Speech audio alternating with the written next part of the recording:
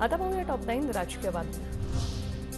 अबकी बार 400 पार यवतमाळमधून नरेंद्र मोदींचा नारा, गेल्या 10 वर्षात जे केलं ते पुढच्या 25 वर्षाची मुहूर्तमेढ, असं देखील केलं विधान। काँग्रेसच्या काळात कृषी मंत्री महाराष्ट्राचे असतानाही शेतकऱ्यांना मदत मिळत नव्हती। आज शेतकऱ्यांना 21,000 कोटी मिळाले, पंतप्रधान मोदींची काँग्रेसवर टीका। 4 मार्चपासून लोकसभेसाठी उद्धव ठाकरेंचा महाराष्ट्र दौरा। 4 मार्चला मावळ लोकसभा मतदारसंघात उद्धव ठाकरेंची जाहीर सभा। धाराशिव, बुलढाणा, हिंगोली जिल्ह्याचा ठाकरे दौरा करणार। उद्धव ठाकरे 48 लोकसभा मतदारसंघात निरीक्षक नेमणार। रोहित पवारांकडून उदय सामंतांविरोधात हक्कभंग प्रस्ताव। हक्कभंगाचा प्रस्ताव विधानसभा अध्यक्षांकडे सादर।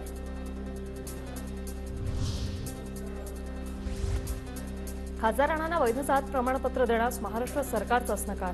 शेख सांबार दस्तऐवजाच्या आधारे मोची जातीचा दाखला शक्य नाही, सरकारचं स्पष्टीकरण।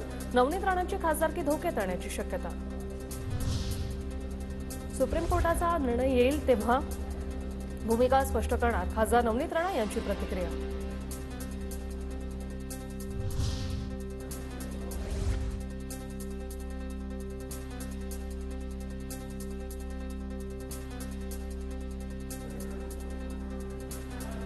मी आधीच राजकारणात आलो असतो तर तेव्हाच फूट पडली असती। शरद पवारांचे पुतणे रोहित पवारांचे वडील राजेंद्र पवारांची प्रतिक्रिया। आणि मला असं वाटतं की त्या काळात कदाचित मी राजकीय क्षेत्रात आलो असतो तर जी आज काही परिस्थिती दिसती त्याची सुरुवात त्याच वेळी झाली असती। मशाल आणि तुतारी गावागावात पोहोचली आहे। ज्यांना घड्याळ मिळालं ते चालू आहे का? आणि धनुष्यबाणाची प्रत्येक जागेवर राहिली आहे का? राऊतांचा अजित पवार आणि शिंदेंवर निशाणा।